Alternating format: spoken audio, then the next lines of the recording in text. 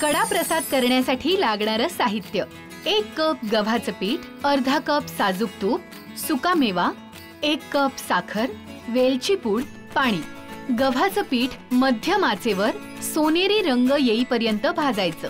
आता त्यात साजूक तूप, आवडीप्रमाणे सुका मेवा घालून 7 ते 8 मिनिटे भाजून घ्यायचं.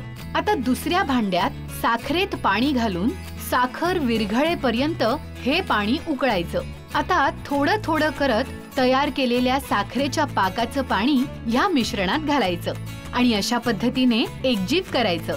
आता वरून थोडं तूप घालायचं आणि त्यावर वेलची पूड घालायची. झाला आपला कडा प्रसाद तयार. तवा गरम करायला ठेवलेला आहे.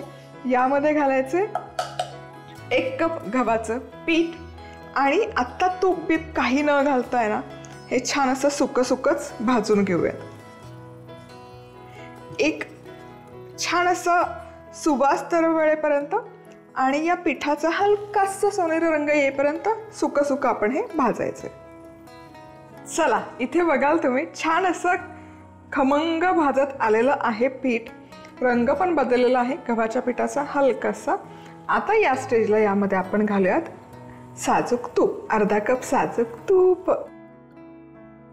तब्येतीच्या कारणांमुळे जर तुम्ही तूप कमी खात असाल तर पाव कप तूप वापरा, काहीच हरकत, कमी वापरू शकता. पण हा जो कडा प्रसाद आपण बनवतो ना, यामध्ये तूप जितकं जास्त तितकी त्याची चव मस्त लागते. आता तूप घालून आणि हा सुकामेवा घालून हे एकत्र आणखी 7 ते 8 मिनिटं भाजून घेऊयात. सुकामेवा घातला आता, जेणेकरून वेगळा तळत बसायची गरज नाही आणि गव्हाच्या पिठासोबत तोही छान व्यवस्थित खमंग भाजला जाईल. आता हे भाजतंय तोवर आहे ना, इथे बाजूला आपण पाणी गरम करून घेऊयात. यामध्ये 2 कप पाणी घालते मी.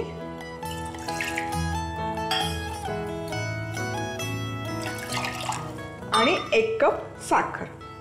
आणि साखर फक्त विरघळून घ्यायची आहे, पाक वगैरे अजिबात करायचं नाही. पाणी गरम झालं, साखर विरघळली की गॅस बंद करूयात. गव्हाचं पीठ बघा काय सुंदर रंग आलेला आहे आणि तूप इथे बघाल तुम्ही तर या पिठावर आहे ना असं फ्लोट व्हायला सुरुवात तर झालेली आहे. याचा अर्थ हे पीठ छान भाजलं गेलंय. आणि त्याच सोबत इथे हा जो साखर आपण ठेवली होती, साखरही छान विरघळली आहे, तुम्ही बघू शकाल. आणि पाणीही छान उकळी फुटली. गव्हाचं पीठ जे आपण भाजलं आहे ना, त्याचा गॅस अगदी मंद आचेवर करून घेऊयात.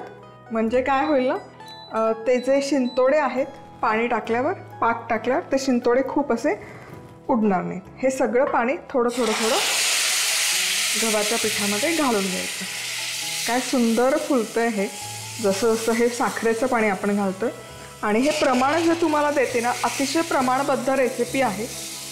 डोळे झाकून तुम्ही करू शकता, इतकं हे प्रमाणबद्ध आहे.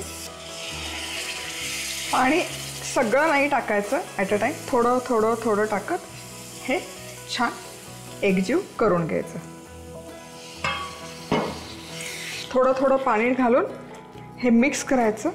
पाणी पूर्ण यामध्ये ॲब्झॉर्ब होतं. आता हे ऑलमोस्ट आपला गव्हाच्या पिठाचा शिरा बनवून तयार होत आलेला आहे. आणि तुम्ही बघू शकाल काय सुंदर दिसतोय, मस्त टेक्स्चर आलंय. तूप मी ठेवलं होतं लास्ट टाकण्यासाठी, अर्धा कपमधलंच हे तूपही यामध्ये घालते, जेणेकरून याला ग्लेज छान दिसते ही नंतर वर घातलेल्या तुपाची. काय दिसतोय. आणि सगळ्यात शेवट म्हणजे यामध्ये घालूयात आता वेलची पूड. क्या बात आहे. हे करूयात मिक्स. आणि इथे आपला हा गव्हाच्या पिठाचा शिरा किंवा कडा प्रसाद बनवून आहे तयार. पुन्हा भेटूयात अशाच मस्त पदार्थासोबत, रेसिपीसोबत. तोवर मस्त राहा, खुश राहा, आनंदी राहा आणि सगळ्यात महत्त्वाचं खात राहा.